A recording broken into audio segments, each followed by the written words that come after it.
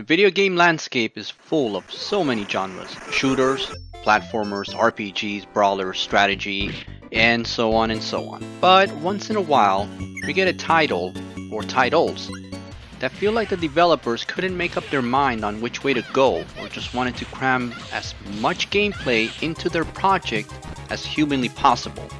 Because of this, sometimes we ended up with some games that really stood out among the crowd.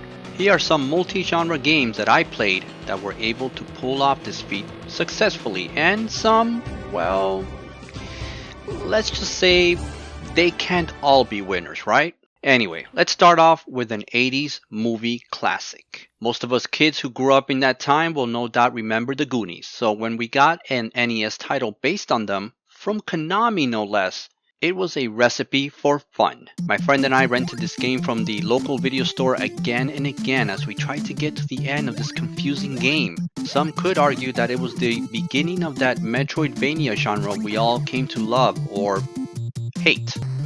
You got a huge map that you traversed as a side-scrolling platformer and occasionally would travel to different parts of it via warp zones. To access these zones and other rooms in the game to find your friends and items, it turned into a first-person game with some of the slowest and infuriating controls during those segments that most people tend to hate the game based off of that alone.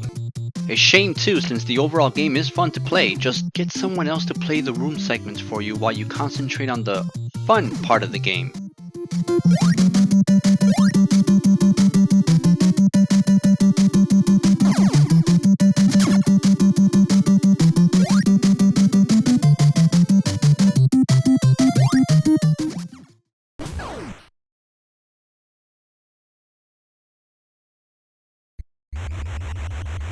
Golgo 13 is a very popular manga in Japan, so I'm surprised this title made it to the West almost intact, with all the kid-friendly content included. It was developed by Big Tokai and released in 1988. This game included cutscenes that advance the story, side-scrolling action sequences that can quickly turn into a first-person shooting scene where you shoot helicopters out of the sky, cause he's Golgo 13.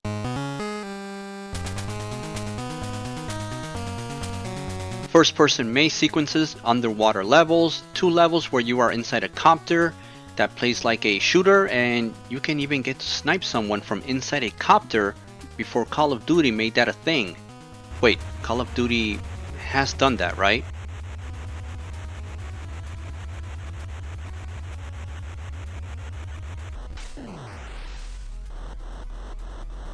So let's do a quick recap. You play a spy who is sent to assassinate someone. In the process, you snipe someone from a copter, have sex in a nearby hotel before going on a diving killing spree, shooting soldiers point blank range inside maze-like corridors, traveling the world just shooting people left and right. All the while, it seems anyone that talks to you also gets shot. All on the family-friendly Nintendo Entertainment Moving on. The Adventures of Bayou Billy. Bayou Billy is on the list. Yay! Oh man, do I really have to talk about this one? It was called Mad City and was released by Konami in 1988, back when Konami made video games and dinosaurs roamed the earth. It's a brawler with some driving sequences that made you wish you could drive at a young age, so you could run this cartridge over with your mom's little Hyundai hatchback, and then drive back to the rental store or department store to return it. And to top it off, this game also included a light gun sequence to make you forget, for a short while, that this game had driving and brawler segments. I can't even get the damn zapper functionality to work on this emulator. You know what, I'm done with this one. I hate this game. I really hate this game.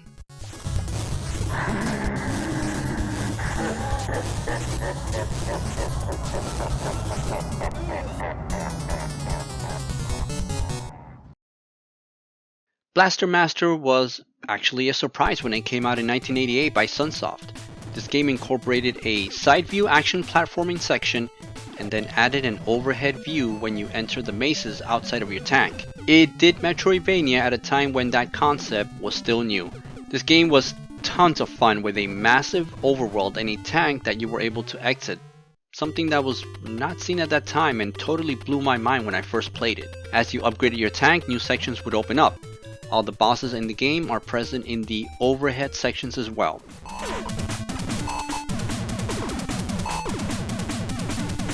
The only thing that is perplexing to me is why on this God's green earth did they make his head so freaking big? How does he fit inside the vehicle? Oh, and the story. Don't even get me started on the story. Oh good, look at that. Your frog escaped. Good thing this game is fun. They actually fixed Jason's head, if you will, in the Game Boy release.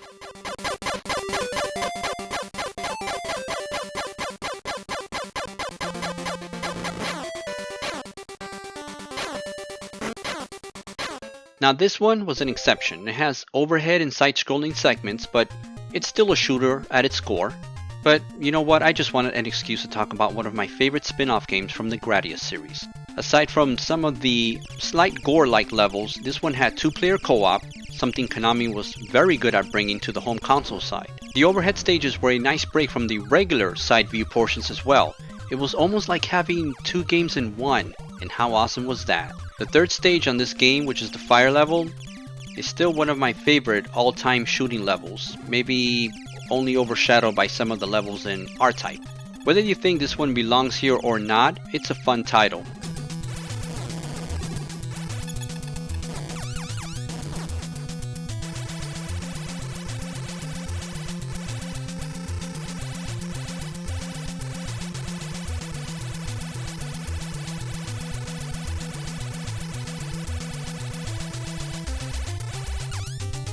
HAL developed Air Fortress, a somewhat unknown title, and released it initially in 1987 in Japan.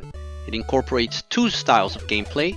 At the start of every stage you have to fly a spaceship towards the fortress, and once you arrive at the fortress, you enter a side view platforming segment. This is one of those games I can always say I saw at the rental store, but I never picked it up. Something just didn't sell me on it. I can't say what it was. So I finally sat down and played it one day, and I have to say, let's move on to the next game.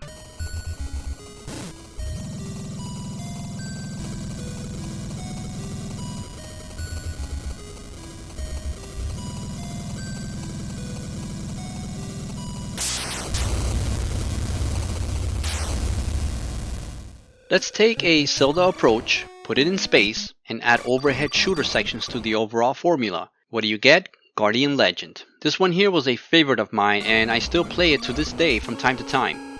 It was developed by Compile in 1988, and I made a video about it not too long ago, so I'm not going to go into details here. Go watch that video, but I'm going to say this: play it if you haven't done so. You won't regret it.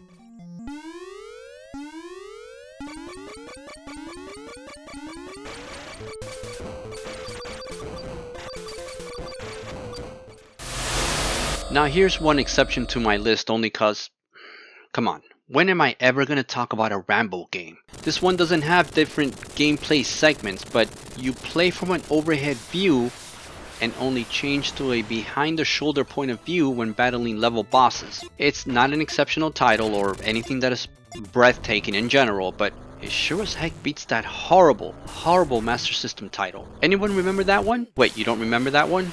Lucky you.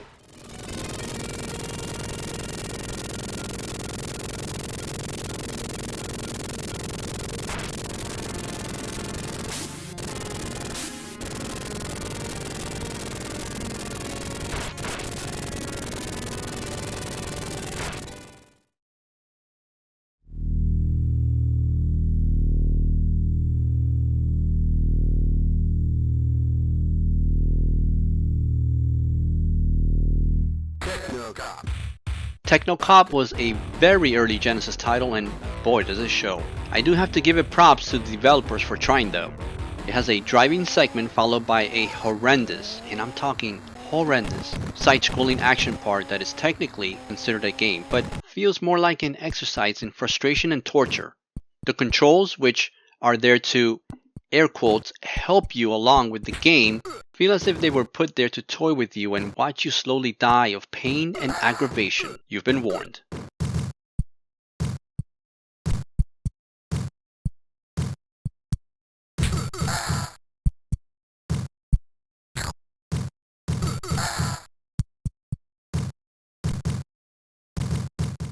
Some games take us by surprise for many different reasons: graphics, story, gameplay elements, and so on. Some games out there were just more than one had envisioned. That right there was the result for me when I played Final Lap Twin on my TurboGrafx 16. It was a game that was a spin-off to an arcade game from 1987, but it took a different spin on it. Instead of incorporating better graphics and controls, it tacked on an RPG style game to it, where you took control of a boy who dreamed of winning the Racing World Championship. You traveled along a map, racing opponents for money and upgrading your racing cart along the way. If the RPG portion wasn't your thing, you had a regular arcade style game as an option as well, where it was just you racing against other CPU controlled opponents. This game right here, it quickly became one of my favorite games on the Turbo because it not only incorporated two genres into one title, but it did it in a fun way.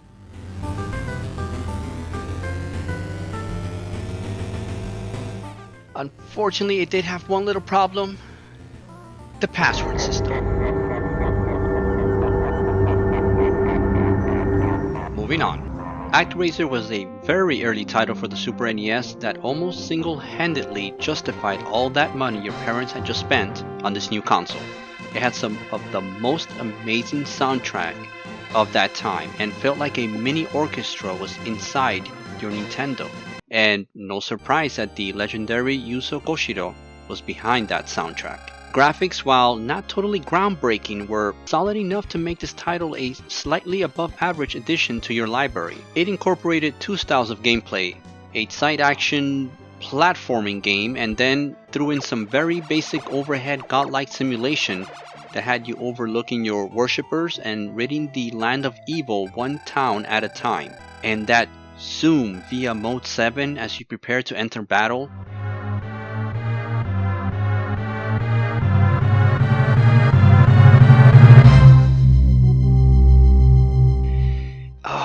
You know, I know it's 2023, but it still sends chills down my spine to actually see it play out. It's simply awesome. I love it.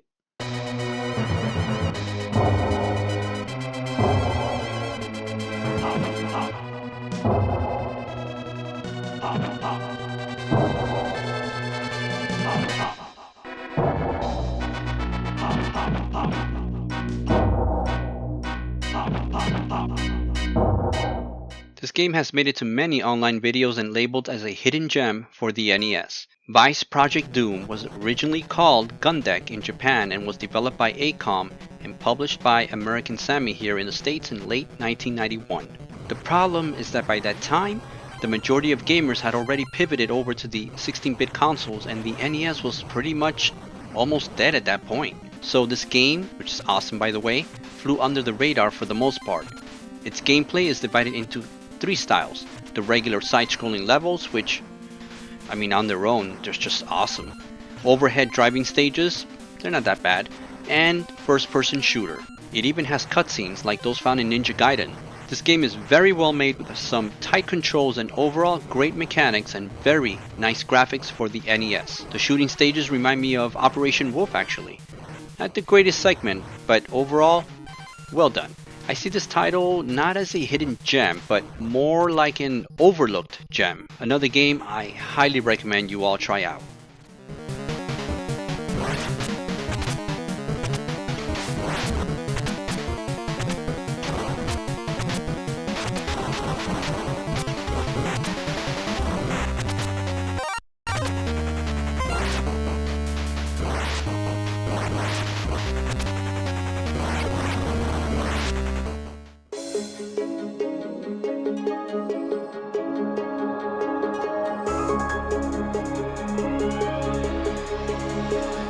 Let me just get this out of the way. That clip of the camera zooming into the Batmobile with Batman behind the wheel with that face and that scowl has got to be one of the most badass moments in Batman lore. This is one of those Batman games you either love or you hate. The driving segments were impressive for their time, but unfortunately incredibly tedious and overall annoying. Then if you hadn't thrown yourself out a window by playing this segment, you get to the side view platformer part and you wish you had. The graphics here are more grainy than whole wheat cereal, and the gameplay is the equivalent of trying to play a game with the controller unplugged. It's a fun game in very short spurts. You want the real Batman experience. This is my opinion here. Just play the car segment on the Sega CD, then once you finish those stages, hop on over to the Super NES Batman Returns game and pick up there. It's a win-win situation.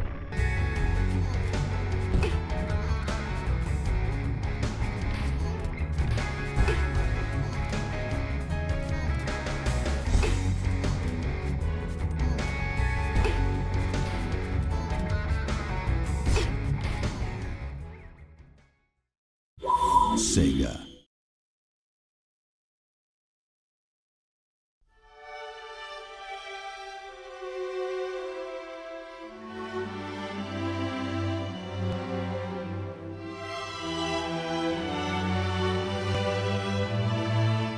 Now let's jump forward a few years and take a look at Valkyria Chronicles on the PS3. I know I probably just butchered that name all to hell, but let's continue. The Sega game is a hybrid of first-person shooters and strategy games.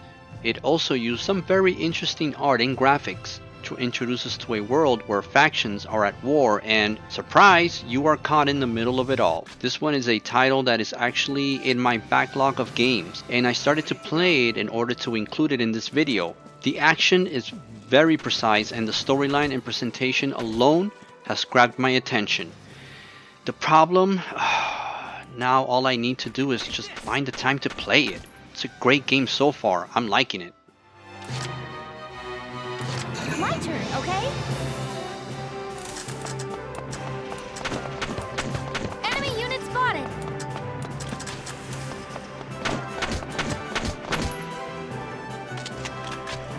Please hit!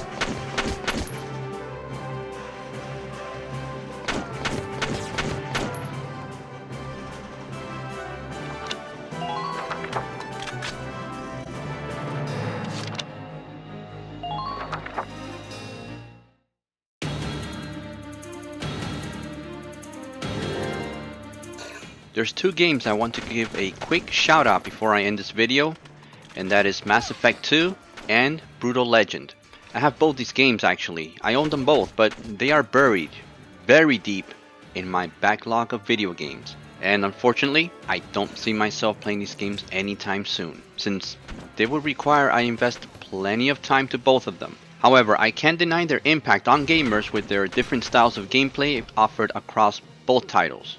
I'm sure there will be someone out there watching this video that has played both of these titles and can attest to that. I just have to find the time to play them, and that's not gonna happen, unfortunately. It's not easy. So I wanted to concentrate on games that I played over the years and were favorite of mine, and others that I might have been aware of but I never got around to playing them. And it even has Bayou Billy. You wouldn't be laughing if you played that game. However, there is one game out there published by Nintendo that was released only in Japan that would have fit well in this list, but I feel it deserves its own standalone video, so stay tuned for that mystery game. It is odd, it is a bit vulgar, it's a game Nintendo probably wants you to forget, but we all know the internet will not allow this, and neither will I. Until then, keep watching, keep gaming, and as always, take care of yourselves.